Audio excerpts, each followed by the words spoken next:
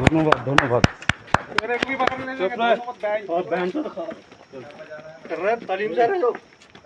दिमाग खराब हो गया तेरा भी। मारेगा 32 निकल जाएगा, ताली बजाते रह जाएगा।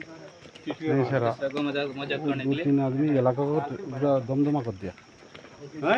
वो दो तीन आदमी इलाका को दमदमा कर दिया, सब सुनसान कर दिया। वो दो और तीन आदमी है सर, पूरा इलाका के बंदूक देखा कर। वो सामने कालीबाला गंजी ना, वो खूब मारात्मक है, खूब मारात्मक। আমরা ভয়ে বেরোতে পারতাম না, সব মেয়ে দেখুন সব ভয়ে ঘরে।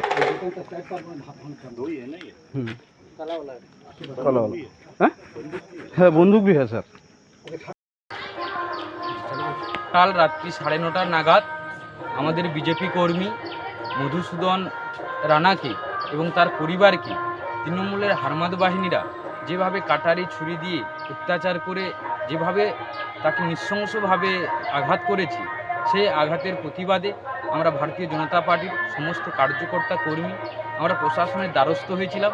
সেই প্রশাসন আজকে সেন্ট্রাল বাহিনীকে নিয়ে যে তারা সঠিক সিদ্ধান্তের উপরে এগিয়ে তারা কিন্তু ওই দুষ্কৃতিকারী তৃণমূলের যে হারমাদ তাদেরকে 3 জনকে অ্যারেস্ট করেছে।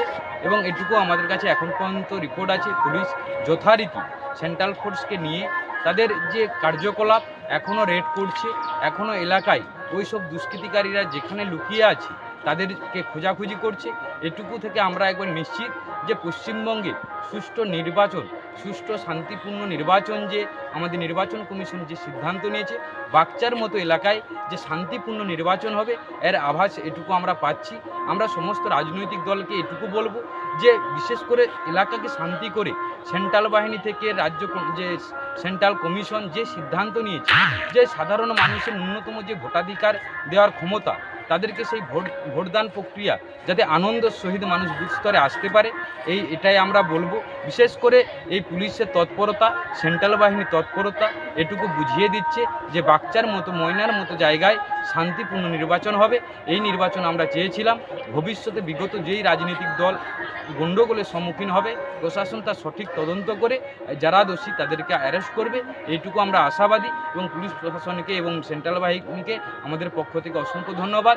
যেভাবে ছেলেটাকে নৃশংসভাবে তার পরিবারকে ছুরি দিয়ে বা কাটারি দিয়ে আঘাত করেছে, তার সঠিক সিদ্ধান্ত করে সঠিক আলোচনা মাফিক সঠিক স্টেপ নিক, এটুকু আমরা আশাবাদী যে প্রশাসন সেইভাবে কাজ করছে।